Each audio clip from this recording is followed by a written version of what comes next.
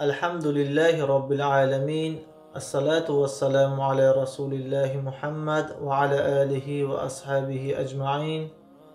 اما بعد. در صحیح بخاری شماره حدیث 5967 معاذ ابن جبل رضی الله عنه فرمود در حالی که پشت سری پیغمبر صلی الله علیه و سلم با هم بر یک شتر سوار شده بودیم و فاصله جز قسمت آخر رحل یعنی زین در بین وجود نداشت. پیغمبر صلی الله علیه و سلم فرمودند: ای معاذ.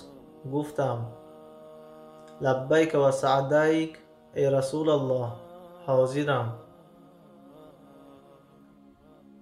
مدت گذشت، باز پیغمبر صلی الله علیه و سلم فرمودند: ای معاذ. گفتم: لبیک و سعدیک ای رسول الله، حاضرم.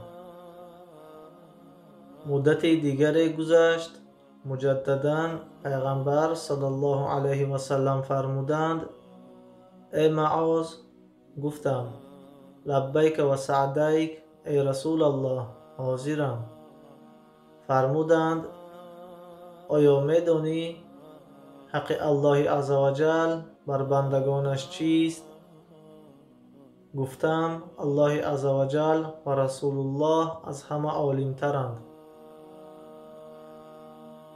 فرمودند: حق الله عزوجل بر بندگانش این است که تنها الله عزوجل را پرستش کنند و هیچ شریک و انباز برای او قرار ندهند.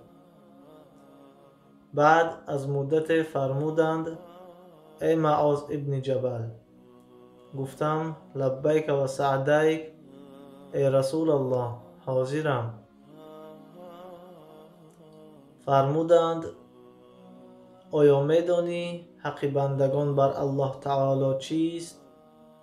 یعنی پاداش بندگان پیش الله عزوجل در مقابل توحید و شریک قرار ندادن برای او چیست؟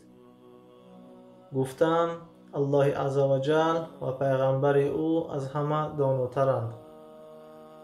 پیغمبر صلی الله علیه و سلم فرمود: پاداششان نزد الله عزوجل این است که آنان را عذاب ندهند.